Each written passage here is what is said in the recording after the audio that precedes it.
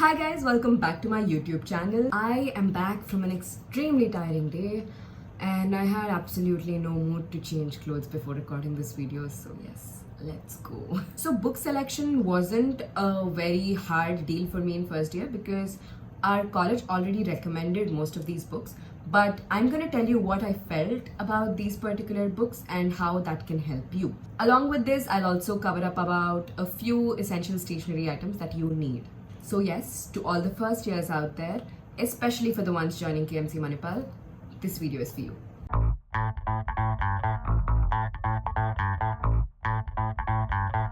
So let's start with the main subjects and main books. So the main subject here is anatomy. And for anatomy, I did not have to think much because our college directly recommended to use Vishram Singh since it follows the CBME curriculum. Plus, literally everything they taught was directly out of Vishram Singh. I'll just show you the book. So this is Vishram Singh. You have 3 books for it, which is one for upper limb and thorax, one is for head, neck and brain, and one is for abdomen and lower limb. I'm sorry the condition of my book is this bad. I'm really trying to improve it in second year. And this was for most of the gross anatomy. Now you have other subjects within anatomy. So other than this, I bought another book for neuroanatomy, which is also written by Vishram Singh, but it's in a little bit more of detail. This is Vishram Singh's clinical neuroanatomy, and I'd suggest buy this because it has stuff in detail and it'll probably help you. It has better diagrams too. And then we have embryology, for which I used Langman, but honestly, more than Langman, what helped is paying attention in class, because embryology in Langman can be a little confusing.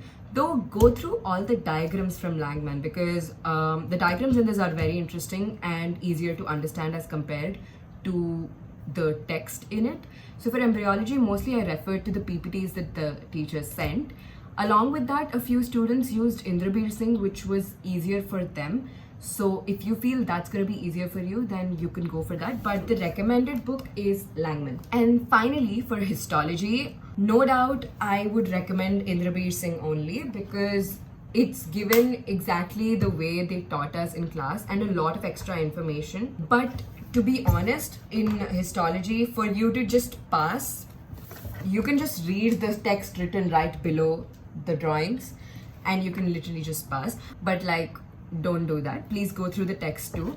And for embryology and histology, I would suggest making notes because that really helped me. These are all my notes for embryology and histology. I basically got them photocopied because me and my friend made them, so we're using it.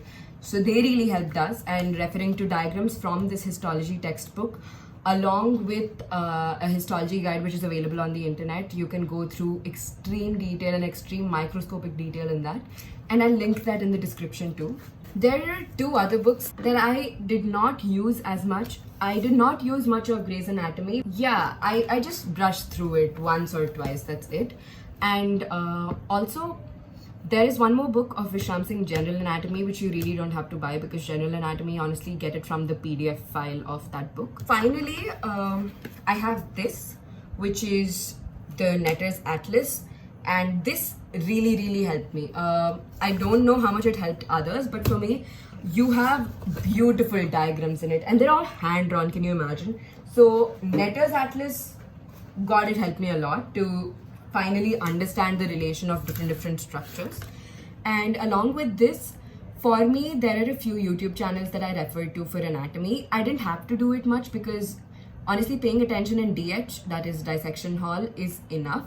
But other than that, if you wish to revise dissection hall videos or stuff like that, I refer to 2 or 3 anatomy channels, which again, I will be linking in my description. Secondly, let's come to physiology. Well, the Bible of physiology and my favorite book ever. You can see it by the condition of this book, right? Dude, the way I have मैंने चाट लिया है Guyton को. I'm not kidding. Dude, Guyton is one of the best. I mean, I've only read it, so it's the best book for me. Guyton is a great book for physiology. As much as you can, try to read the entire book. I know a lot of people suggest not reading it completely because it can be too much information, but at least our college followed a lot from Guyton. there was extra stuff and there was stuff I needed to understand beyond Guyton, and for that I just wrote it in the side pages of Guyton just so I could refer to it later. Yeah, it's very dirty and very broken, if as you can see, but I swear I'm working on keeping my books neater in second year. And another book is Ganong, but you can't depend on Ganong for all chapters. I used Ganong. It's really helpful for the initial starting part of neurophysiology. It's also helpful for understanding the concept of muscle spindle, and also for initial neuromuscular junction and all those topics. So I basically use Ganong only for that. But the rest of physiology, which is respiratory, renal, general, blood, everything is from Guyton. Honestly, for me, I did not even refer to any other reference books other than Guyton, but I know a lot of my friends who found it easier to study from a few books. One of my friends studied from Sembulingam, which is basically a very concise version of Guyton. It basically makes you exam ready, and I think it's a pretty good book. I actually went through it and it will actually help you. There was another book called Triple MP, which is Manipal Manual of Medical Physiology. As you can see, it's untouched because it did not help me as much. Maybe it will help you for last minute revision, just brushing through it, but if you want to go into in-depth study, then Manipal Manual, this Triple MP did not help me as much. Coming to resources, of course it's Ninja Nerd. Dude, I cannot tell you, there's so many times that unfortunately I've slept through physiology class and I'm clueless after that, obviously, right? So all I used to do is just go to Ninja Nerd and watch his videos, because he covers mostly everything from Guyton. And the way he explains, oh my god, the way he explains, you're gonna retain that for the rest of your life. You're gonna make the same diagrams he makes, because you actually, I don't know his teaching technique, but it's beautiful. So Ninja Nerd for the win. And finally, we have this biochemistry, and my technically Bible for biochemistry, according to what my college suggested, is Vasudevan, right? So Vasudevan, I'm gonna be honest, they have a lot of extra information, a lot of stuff you don't need, but when you're reading in class or when you're reading for the first few times, I'd suggest do Vasudevan. And then I'm gonna present to you the magic book. I don't know, God might have written this book or something, but Prasad's, dude. I was always against concise books and stuff that, and you know, non-big book stuff, because I don't know, was it my ego? Maybe. I have no idea. But Prasad's really changed my opinion on it, okay? Prasad's is an amazing summary. I wouldn't even say summary. It just makes everything so much more clearer. Sometimes there's so many concepts that you understand after reading Prasad's only. It's just this small and basically summarizes this whole book. So before exams, or in fact sometimes even way before exams, this book, dude, helped me a lot. Obviously for extra information, for USMLE preparation, etc., use Vasudevan, but I would suggest buy Prasad's because it's an exam book. It's definitely an exam book and it'll help you a lot. And these were the main books that I had. Along with this, for biochemistry, I did not really refer to a lot of online resources because classes were pretty much suffice for me. More than any of these books, the biggest advice I'd give is paying attention in class, trying to retain most information during your class hours only. It saves a lot of time. So that's why I actively make sure I'm not falling asleep in online classes. So obviously I prefer offline class because I'm paying attention.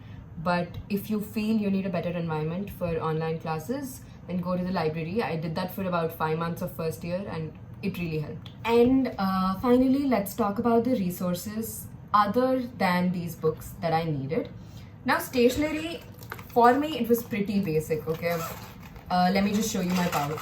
I have a few highlighters just in case I feel that the book looks too monotonous, so I just want to color it up a little, because I underline a lot because underlining helps me study. And obviously a pencil and a pen are a must. Just keep a pen in your white coat all the time. I never used the scale till now, but fine, I just have it. Basic pencil eraser, and buy HNE pencils. This is for histology, you'll be needing it. My iron tablets and extra chewing gum. Other than this, I have my dissection kit. I just needed the forceps and scalpel, to be honest, and the tape for surface marking. So wherever you get in normal surgical stores around you, you might get a dissection kit, so just buy that. And then I have the small book, which is always in my coat pocket. Wherever I am, even if I don't have a proper book with me, any extra information that I see, probably in dissection hall, anywhere, I note down in this small book. And I have several notepads like this because I make notes and I stick them up in my books. So you can buy any number of notepads and rough notebooks you want, because I realize writing does help me retain a lot of information. So I have a lot of rough notebooks. Maybe get one file just to keep in all your important documents together. I just have one file, and then I have an art notebook just to draw at times. I don't think I used any other stationery. In second year, I started using this. It's my daily calendar kind of thing. I just write down everything that I need to do in one particular day. And I feel this really helps. Also, this is not some obnoxious nail polish color. I just found a highlighter and I painted my nails. And that's it, guys. That's about it for all the resources that I needed in first year of MBBS. And if you need any more information about anything that I spoke about right now, please do not hesitate to DM me or mention me in the comment section. Alright, so I have finally settled in a bit with second year, and that is why I'm shooting this video. I will come up with some new and nice content pretty soon. So see you till then.